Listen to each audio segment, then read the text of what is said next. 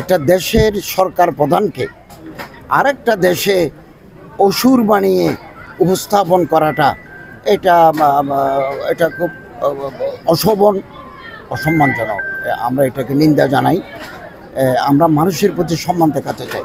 Political difference মানুষের ভিতরে থাকতে পারে, তর্ক বিতর্ক থাকতে পারে, কিন্তু একটা দেশের সরকার প্রধানকে বিকৃত করে অসুর বানিয়ে উপস্থাপন করা, অসুর তো ডেভিল, অসুর তো শয়তান, তো এরকমটা চিত্রায়িত করা এটা দুঃখজনক। আমি মনে করি যারা এই কাজগুলো করেছেন তারা এটা ভালো কাজ করেন নাই। এটা আমাদের মানুষের প্রতি মানুষের যে সম্মানবোধ এটা বিনষ্ট।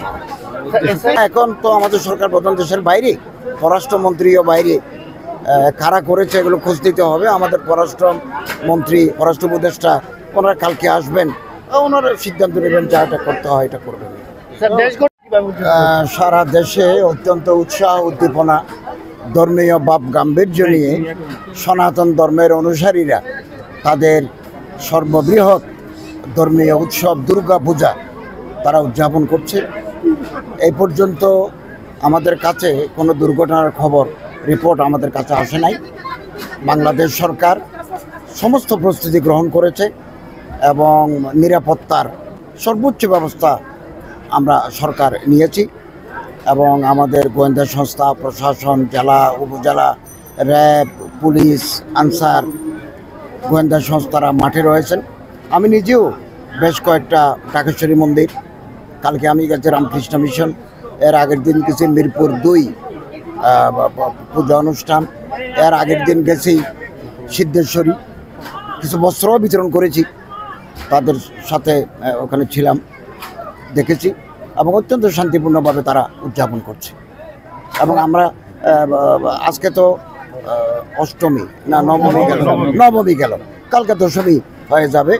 তো গত বছরও আমরা শান্তিপূর্ণভাবে করেছি। ছোটোখাটো একটা বিচ্ছিন্ন ঘটনা সব জায়গায় ঘটে থাকে, এটা খুব উল্লেখযোগ্য নয়।